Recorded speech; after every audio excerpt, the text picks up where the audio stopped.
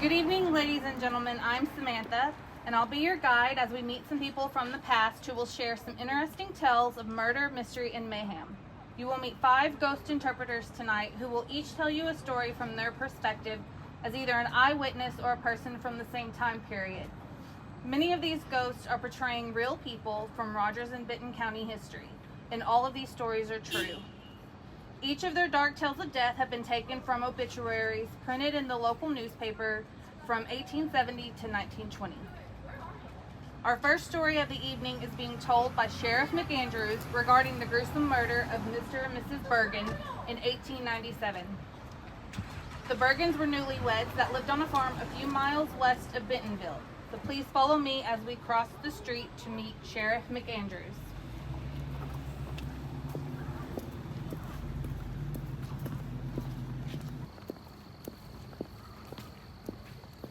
Good evening. Good evening.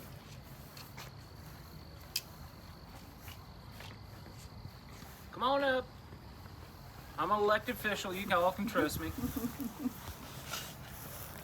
You're supposed to trust all elected officials, right? Good evening. Good evening. Y'all out here to hear a story about young love? Young love with a little bit of murder involved? Well, that's better. There we go. The story I'm going to tell you tonight is about James and Abby Burgess. Is anybody in the Keller family by any chance? I'm good. I don't want to talk bad about any of y'all's relatives. Story I'm going to tell you happened in 1897, just outside of Bentonville over by Decatur. James and Abby Burgess were newlyweds, only about 7 months when this happened. Abby was supposedly one of the most beautiful women in Benton County before this happened, not so much afterwards. James had gone into Bentonville and withdrew $150 from the bank to buy a new thrashing machine for their new farm. He went home that evening, they had dinner, and went to bed.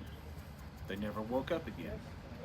The next morning, their 7-year-old cousin, who was a farmhand, had came over to do his daily chores and couldn't find anybody around the farm.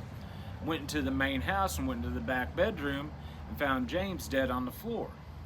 His head had been caved in, and a 3-pound rock and a 12-inch piece of firewood was laying next to him, covered in blood and hair. Abby was still in the bed. She had a stab wound behind her left ear and her throat had been cut. The 7-year-old boy went and got help, and we came out to investigate, see what happened.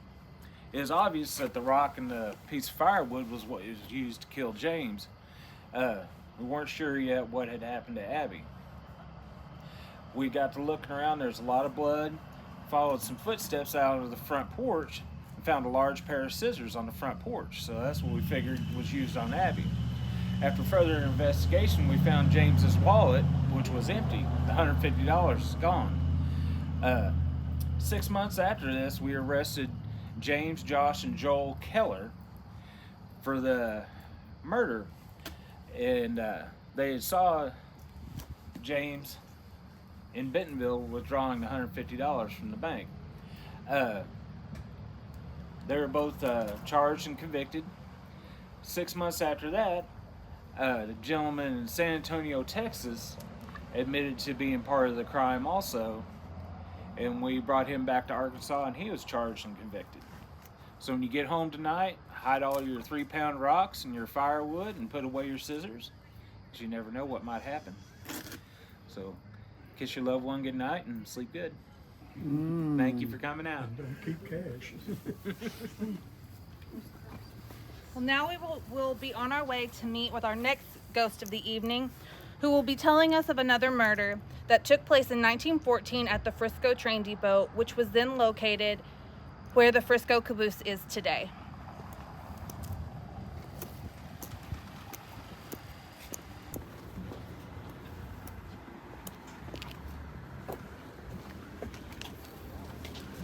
We're going to stop right here, and I'm going to give you a little history fact about Rogers.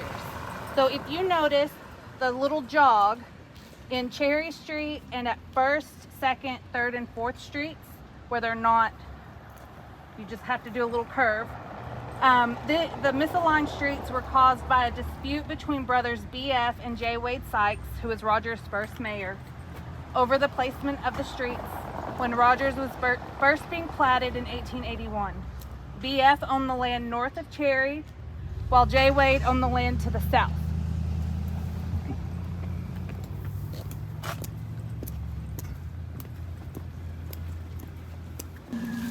Good evening. Too crazy what happened yesterday. I cannot believe it. Very crazy. You see, it was a mild day yesterday for July of 1914, but the events that took place were far from mild, and I saw it with my very own eyes. I just want you to know, you can never be too careful around these parts now, even in broad daylight. I was taking the train to Bentonville, as were some other folks from the area, and there was one particular gentleman named Mr. Lloyd Carnes, who was also headed to Bentonville with us. He was in town just the day before, 2 days ago, celebrating his 23rd birthday. But, tragically, it ended up being his last birthday to celebrate. There was another gentleman named Mr. Russell Rice. He was a little heavy on the bottle that day. Wasn't too kind to him. But us on the platform, we all just kind of shrugged him off. You know, that's what you do when someone's in a drunken stupor and you don't want to deal with them being a little crazy. But Mr. Carnes was approached by Mr. Rice and was asked the question, how do you want to attend a funeral tomorrow? How do you feel about that? Who says that? That's just not quite right in the mind if you ask me, but again, he was a little heavy on the bottle, so he probably wasn't in his right mind at all. Mr. Carnes didn't really think anything of it, didn't say yes, didn't say no, just kind of shrugged it off as we did. That was not the right answer from Mr. Rice. He then took his short blade pocket knife and shoved it right into Mr. Carnes' chest. I saw it with my own eyes and I was just shocked. I didn't know what had happened. I turned to the person next to me and they said the same thing. They couldn't believe what had just happened right in front of them. Well, the next thing we know, Mr. Rice was running off that way and we thought Mr. Carnes was okay. He took off this way, so we thought he must be okay. He's walking away. And then he started stumbling and kept going that way. Made it as far as the Victor Creamery. And then he collapsed. And he was checked on, but sadly, he'd passed away. It was too late. We couldn't do anything. The doctor couldn't do anything. The knife had done its damage. It really did its damage, actually. You see, it went through his breastbone and cut a major artery of his heart. So, even though he looked okay to us on the outside for the most part, walking this way and stumbling, I guess he was bleeding really bad on the inside and just didn't make it. The police, though, they did catch up with Mr. Rice. They caught up with him over at the KC&M Roundhouse. And would you believe it? They found that pocket knife on him. I guess that pocket knife was special or something. But it sure did land him in a lot of trouble. He was arrested right there. I hear he's on a $2,000 bond. I also hear he's got friends and family in high places, and that they're getting that money together to get him out. And in fact, they might know some people who can make sure this thing might go away quietly. So I just wanted you guys to be aware that you got to be careful around here, even in the middle of broad daylight. You just never know what someone might have on them. And if you see Mr. Collins' family or friends, please pay your respects. He just turned 23, had his whole life in front of him. But if you see Mr. Ross's family as well, tell them that you're sorry and you hope that they can recover from this tragedy as well. Because he also has his whole life in front of him now too, and has to deal with what he did.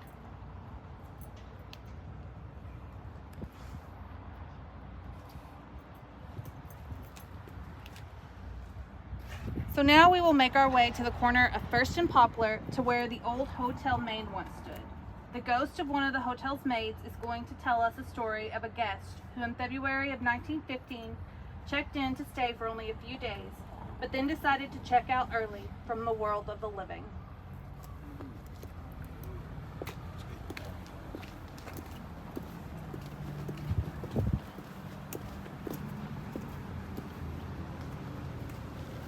And we'll stop right here again, and I'll tell you another short fact about the history of Rogers. So in the early days, all the streets were dirt, but in 1924, some of them, including First Street, were paved with brick. So these bricks are 100 years old this year. The estimated cost of the paving of 24,000 square yards was $100,000.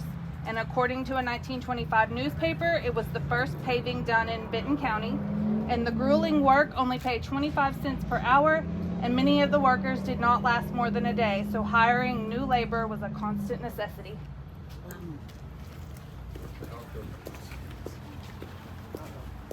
Oh, that's a goat. Good evening. Good evening. Good evening.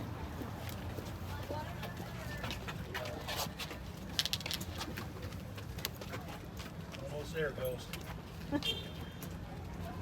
Oh, we lost. Didn't want you to start too early on this.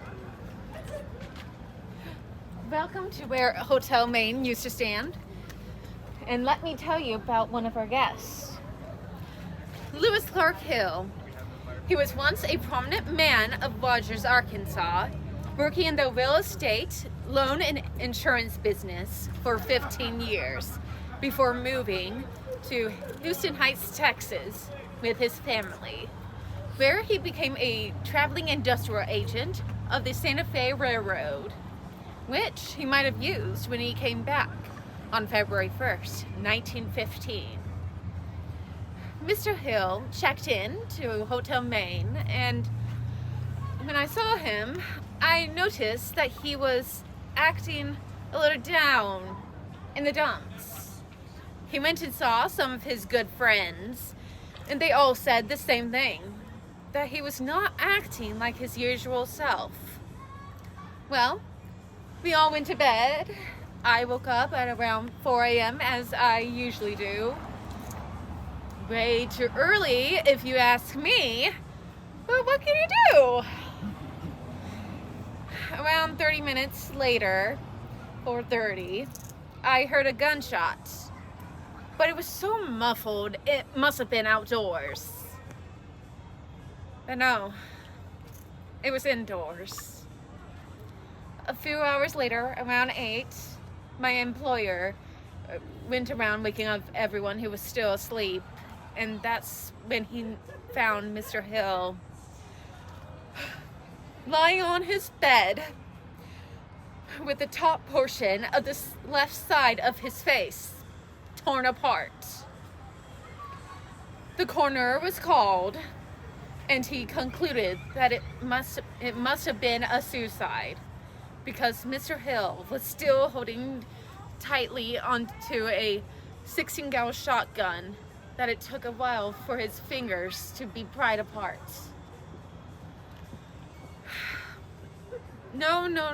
Some for visualization. He must have had the shotgun in between his legs, held with the left and pulled the trigger with his right. And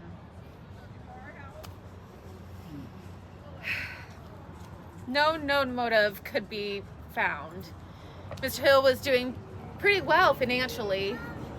A telegram was found in his pocket, mentioning a meeting he was supposed to have in a few days back in Texas. No mentioning of him missing it. His wife Amanda was notified, and she made arrangements for him to be buried in Modger Cemetery next to his son Horace, who died of age 6 from typhoid fever. My thoughts are, he was planning this for a while, and he came here to be near that son one last time. But they'll never know. And I'll never forget that sight. And at times I still wish I went and spoke to him to hopefully lift his spirits, but I was too late to think of that. And that's the story of Mr. Lewis Clark Hill. Thank you for sharing with us. So please follow me as we continue on to meet a farm wife from Pea Ridge, who is going to tell us of the horrific robbery that led to the killing of a neighbor at his home in 1894. And as we walk, we'll stop and I'll tell you a little bit about the building that we're headed to, which was the old Rogers Post Office.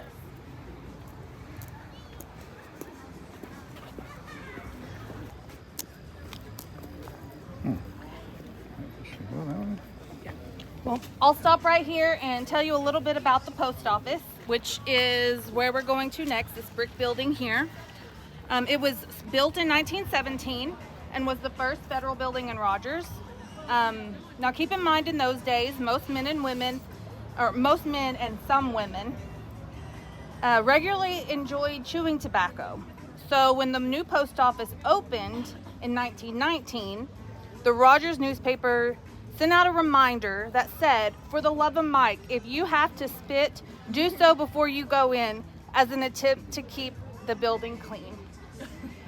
So, and I want to remind everybody, this is kind of gravelly and dirt right here as we walk, so just be mindful of your footing. Good evening. Good evening.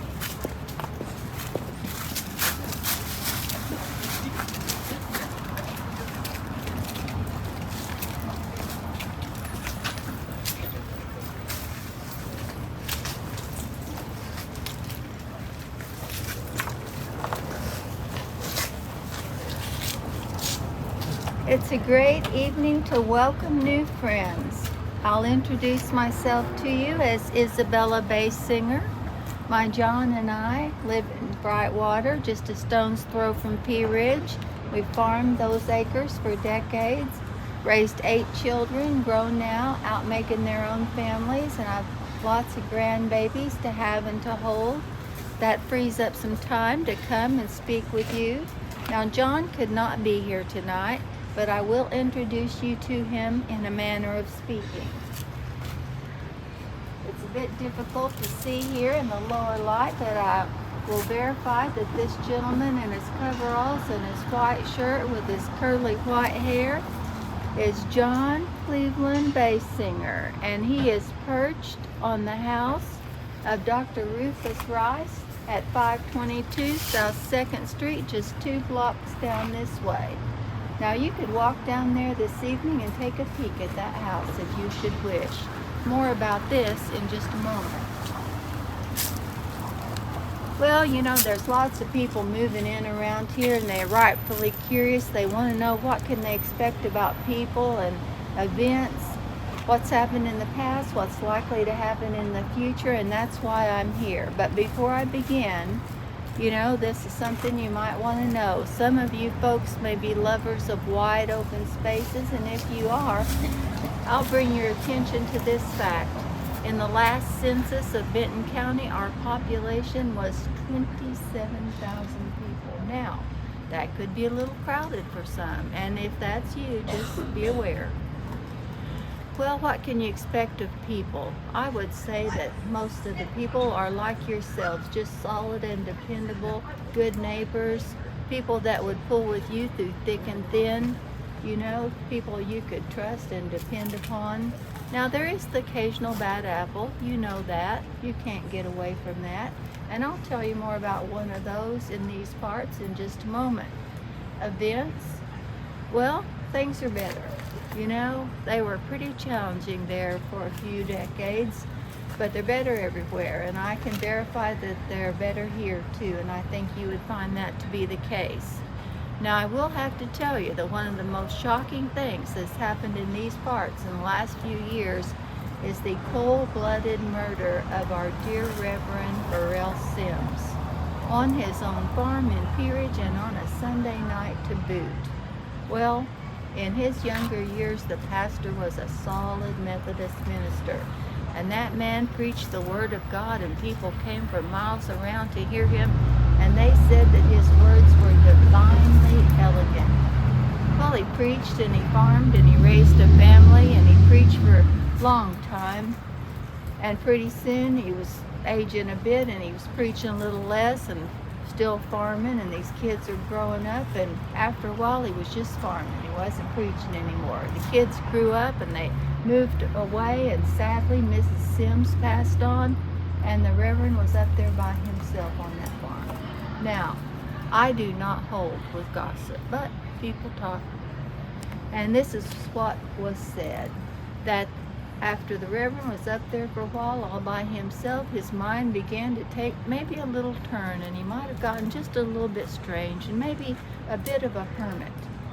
They said, moreover, that through a lifetime of frugal living, the Reverend had managed to save as much as $1,000, if you can imagine, $1,000, maybe two, and it was buried out there on his farm. Well, coming up on age 75 and thinking that he needed some help to get in his crop in the spring of 94, that's 1894, just a couple of years ago. Unbeknownst to him, the Reverend hired one of those bad apples, a fellow named Andrew Testament, Andy for short. And Andy did come out there, and he helped get that crop in. He was living there on the farm with the Reverend, and he was doing a little odd job here and there, but he was also spying on the Reverend. An idle mind is the devil's workshop. Well, Andy watched the Reverend digging a little here, digging a little there, you know, kind of out of the way places, and he believed those rumors that he had heard. And he also thought that the Reverend's treasure would benefit him lots more than the Reverend if only the Reverend was out of the way. Well, it came to light later that his first plan was to try to find a local widow woman and convince her to marry the Reverend and murder him so they could split the money. But this woman he approached said later that when that plan was laid before her, her conscience smote her, and she just had to withdraw without hearing another word. Well, not to be undone, Andy found another bad apple, another layabout, a Mr. Trent, kind of not distant neighbor, and the two of them began to plan. I have to tell you that on the night of that murder, I was laying in my bed not 5 miles away, sleeping sound as could be, feeling safe and secure, and all the while, the Reverend was being clubbed to death with a hickory club, which was later found half a mile away, tucked into the corner of a fence row. Well, the Reverend's body was found, and folks began to come forward, and it was said that there were two riders quietly through the night, and they were seen to come within 2 miles of the Reverend's farm on the night of the murder. Andrew Testament and Mr. Trent were picked up and jailed in Peerage and brought before Benton County, but alas, there was not enough evidence to convict. It was too dark to positively identify those men, although everyone agreed that those horses looked suspiciously like two horses that were known to be owned by Andrew Testament. Well, we all breathed a sigh, thinking justice was not going to be done. About a year later, though, some more evidence came to light, and Andy was arrested again. Now, Mr. Trent was off traveling in another state, and the paper reported that Andy wrote him a letter from jail, and it basically said, "Keep your mouth shut." Well, Andy was convicted this time, and he was sentenced to hang, and we thought, well, there's the pastor's justice right there. But I'm here to tell you that not 2 months ago, in April of '96, I read in another paper notice that Andrew Testament has been released for the second time. Now, I cannot tell you why, but you look like a group of smart people to me. I'm concluded that there's some lessons to be gleaned from the tragic murder of our Pastor Sims. And some of those lessons are these. If you should come across that path of Andrew Testament, we would hope that he has begun to mend his ways, coming close to the gallows as he did, but perhaps not. Now that you are forewarned, you can give that rascal a wide berth, and I don't think you need to worry over much. Most folks will be loyal and dependable, like we said. The second thing is, if you should be so fortunate as to amass some treasures here on earth, for heaven's sakes, put them in the bank. Be smart. Your life ain't worth trying to hoard your treasure at home, and the pastor has proved that to us. Take his example and be wise. And the thing I want to conclude with is this. If something was to happen to my John and I did not have this precious likeness of his beloved face, I would be triple sad, and that's for sure. You know, we all know our days are numbered. You never know when the grim reaper may appear. A bank is not our only modern convenience. We no longer have to wait for a traveling photographer to come to our farmstead and arrange the family for a photograph. Why, there's a photography studio right here in Rogers. If you do not have a handsome likeness of your own face to bestow upon your loved ones, get yourself down there and get one. J.W. Baker will do a fine job for you, and you will be happy with the results. I think that's all that I came to tell you tonight. If you should drop in Brightwater Way, stop by, say howdy. I will serve you a slice of my special yellow cake with sweet whipped cream, and it is light as a feather. Until I should see you again, I will wish you Godspeed and good night. Thank you. So before we head to our last stop of the evening, I want to direct your attention across the street to the Old Lane Hotel. And it was built in the late 1920s, and it was advertised as the first fireproof building in Arkansas. Among the many famous people that have stayed at the hotel are aviatrix Amelia Earhart, boxer Jack Dempsey, and actor Errol Flynn. Now we will make our way over and hear from Mrs. Darby as she tells of the tragic accident of her young son Harry. This event occurred on a Sunday afternoon in 1897 on their way home from the church, and the church building at the time stood on this corner.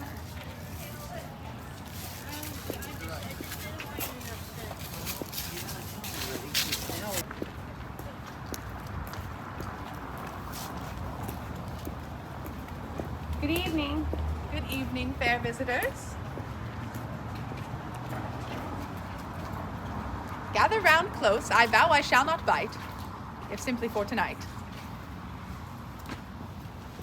Thank you. And now, let us have a look at you. And what a strange and curious bunch you are.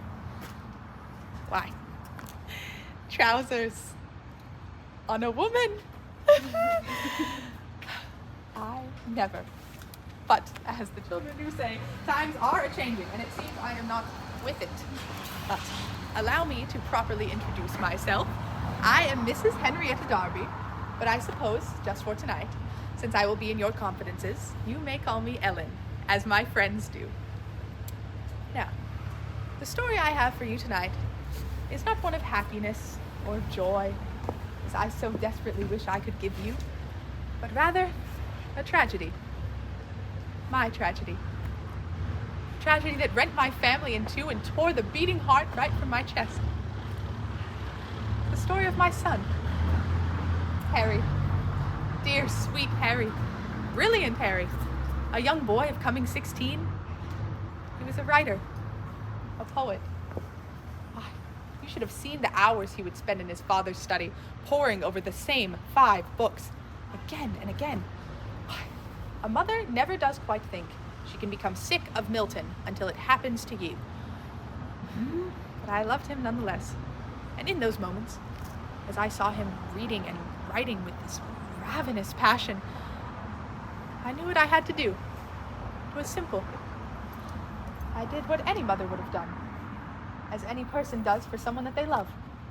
I sacrificed. In those moments, I knew that I would give everything I had to give that boy the education he so richly deserved, the life that I never could have dreamed of. And so, although I am a woman of simple mind and even simpler means, as you might see, my husband, a deacon, and I gathered our meager possessions into our small cart, and one fine summer in 1896, we scooped up Harry, our youngest son, and we moved here to Rogers to afford Harry a chance at attending the academy in the fall. And that is a decision I shall never regret.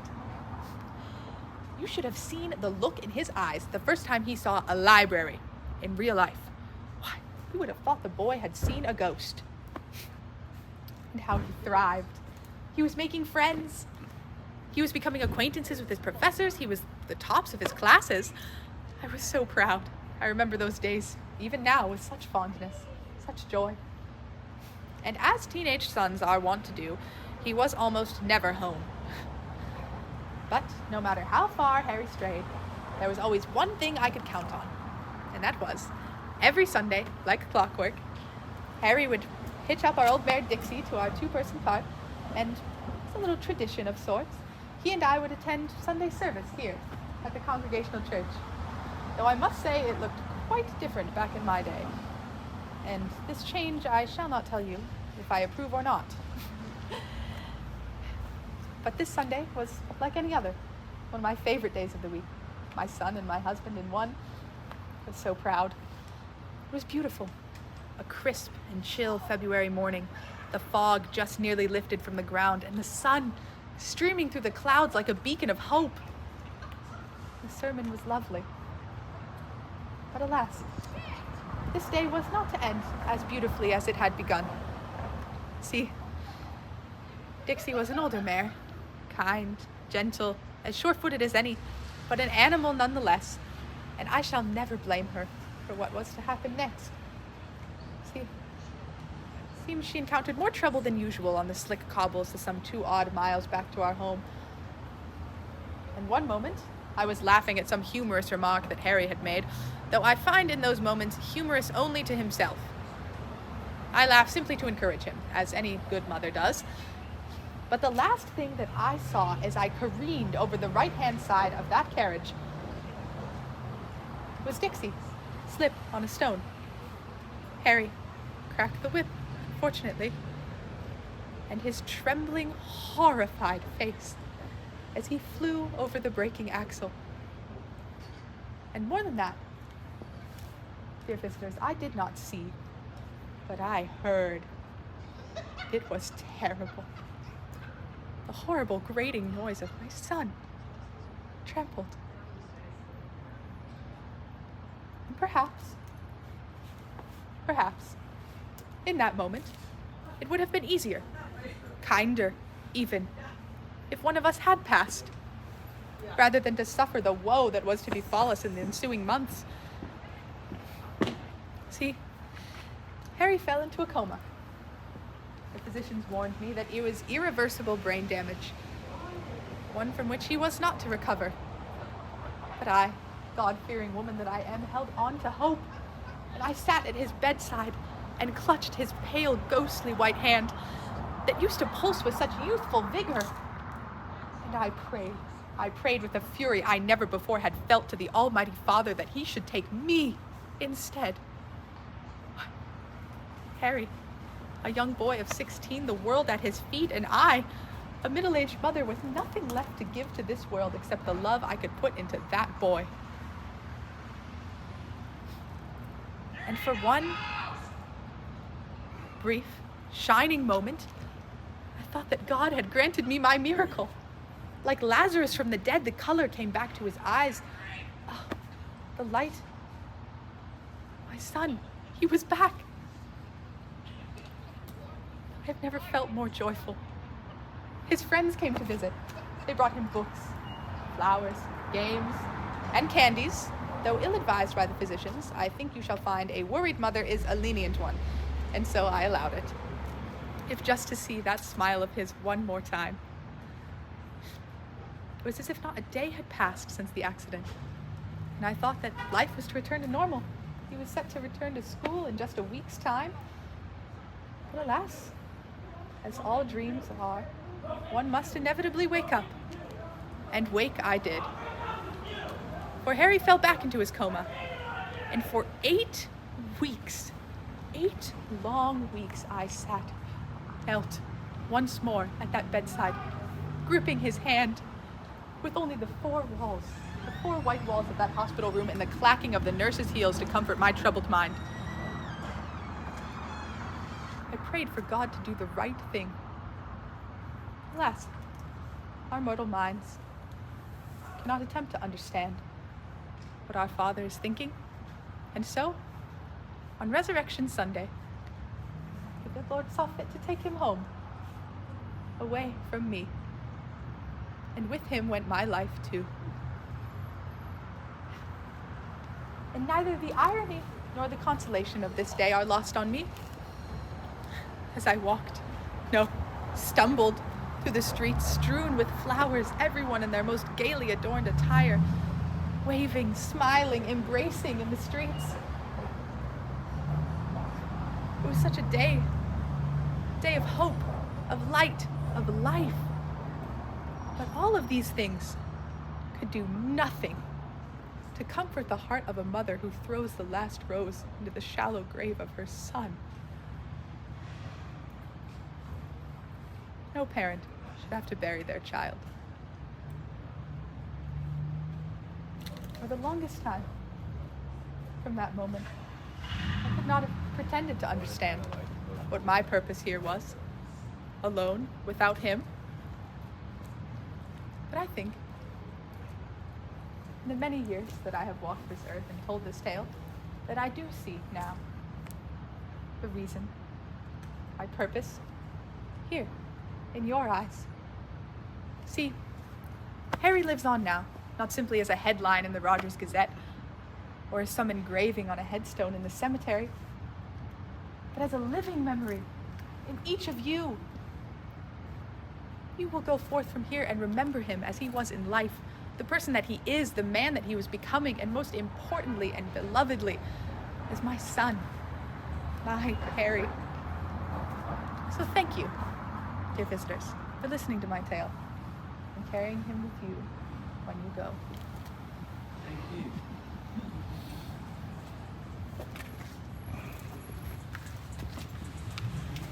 So please follow me as we return back to the museum.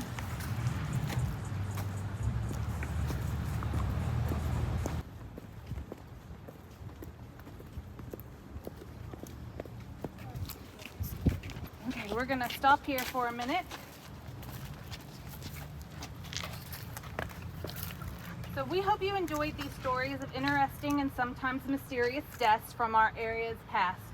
We want to thank our cast of character volunteers who played the roles of the storytelling ghosts this evening. Dan Barrett played Sheriff McAndrews. Emily Kelker played the witness to the murder at the train depot. Jenny Knowles played the hotel maid.